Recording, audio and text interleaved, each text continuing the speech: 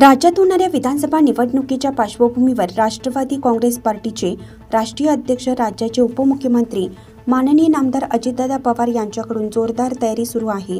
यासाठी सर्व समाज घटकांना सोबत घेतले जात आहे। यासाठी राष्ट्रवादी काँग्रेस पार्टी ओबीसी विभाग यांचे राज्यस्तरीय पदाधिकारी प्रबोधन शिबिर छत्रपती संभाजी महाराज चौक येथे संपन्न होणार आहे। या शिबिरासाठी राष्ट्रवादी काँग्रेस ओबीसी विभागाचे प्रदेश अध्यक्ष कल्याणराव आखाडे आणि मुंबईमधून राष्ट्रवादी काँग्रेस पार्टीचे मुंबई अध्यक्ष समीर भाऊ भुजबळ साहेब यांच्या मार्गदर्शन नेतृत्वाखाली राष्ट्रवादी काँग्रेस पार्टीचे ओबीसी मुंबई अध्यक्ष धनगर समाज नेते बबनराव मदने यांनी मुंबईमध्ये राष्ट्रवादी काँग्रेस ओबीसी विभागाची बांधणी जोरदारपणे केली। यांच्या माध्यमातून राष्ट्रवादी काँग्रेस ओबीसी विभागाच्या शिबिरासाठी जोरदार तयारी सुरू आहे।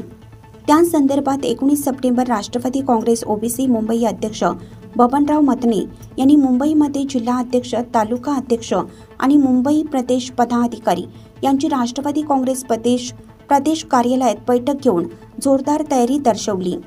या शिबिरासाठी राज्यातील ओबीसीचे प्रमुख पदाधिकारी, जिल्हा अध्यक्ष, तालुका अध्यक्ष उपस्थित राहणार आहेत।